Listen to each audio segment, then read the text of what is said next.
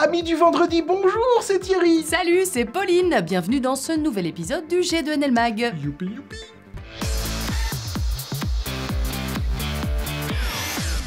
Et cette semaine, on va vous parler de Cisco et de la manière dont ils ont métamorphosé leur marque employeur. On enchaînera ensuite avec la startup Supermood et son outil pour améliorer sa culture d'entreprise. Et on terminera avec quelques astuces sur les MOOC.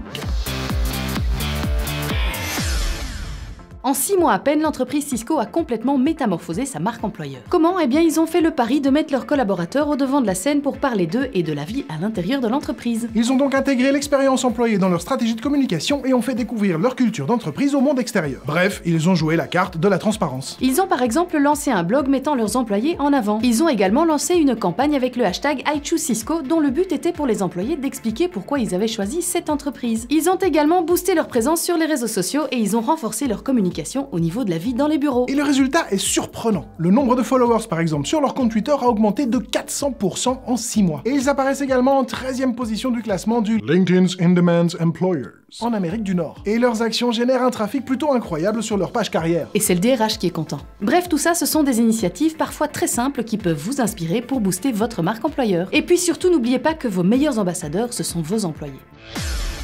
Vainqueur du challenge RMS Touch, Supermood est une startup qui a été lancée en 2015. Elle a pour vocation de tout simplement améliorer la culture d'entreprise et ce avec un outil très simple de sondage du personnel. Le concept? Sortir des interminables questionnaires annuels de satisfaction pour proposer des sondages ludiques de 3 questions à un rythme hebdomadaire. Kevin Bourgeois, le fondateur, part du postulat que pour bien manager, il faut d'abord savoir ce qu'il se passe au sein de l'entreprise. Et il fait donc de la culture d'entreprise une question de tous les jours. Les thèmes abordés dans les questions sont plutôt variés. Cela va de l'espace de travail, la relation avec les collègues ou même la vision de l'entreprise. Et il y a même des questions ouvertes pour pouvoir faire des suggestions. Les réponses sont bien entendu anonymes et sont rapportées de manière régulière aux responsables RH. Ça rend les décisions vachement plus simples et puis surtout plus adaptées aux attentes des travailleurs. Nous en tout cas, on a été séduits par le côté simple et ludique de son utilisation. Et puis on est surtout convaincus par les bienfaits d'une culture d'entreprise qui est forte et entretenue.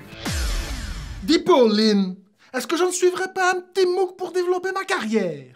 Mais ouais, mais quelle bonne idée, Thierry! Tu t'y connais un petit peu en MOOC? Attends, je vais t'expliquer. En fait, un MOOC, c'est un Massive Open Online Course. C'est un cours collectif ouvert en ligne! Eh bien, un MOOC, c'est juste ça, c'est un cours en ligne ouvert à tous. Certains sont gratuits et puis d'autres sont payants. Et des MOOC, il y en a quasi sur tout. Et en plus, il ne faut pas spécialement avoir de diplôme ni de prérequis spécifiques pour pouvoir suivre le cours en ligne. Ça, c'est cool, hein? Et certains vous donnent même un diplôme, ce qui est même double cool. La particularité des MOOC, c'est que les participants sont dispersés géographiquement et qu'ils communiquent via Internet. Ce qu'il y a de bien aussi, c'est que les participants sont souvent amenés à s'impliquer dans des travaux collaboratifs. Et puis ça permet d'étendre son réseau, parce que réseauter, c'est important. Alors les MOOC, oui, c'est super chouette, malheureusement, parfois les personnes qui animent la vidéo ne sont pas, comment dire, les plus dynamiques du monde. Et ça peut vraiment être une raison d'abandon. Alors petit message aux créateurs de MOOC, comme le dirait notre grand pote Émir, make it easy and fun. Et si tu parles pas anglais, Google est ton ami. Et puis pour vous qui nous suivez, on conseille quelques plateformes comme par exemple EDX, Udacity, Skillshare, qui est d'ailleurs aussi disponible sur l'Apple TV, Udemy, Coursera ou encore YouKnow.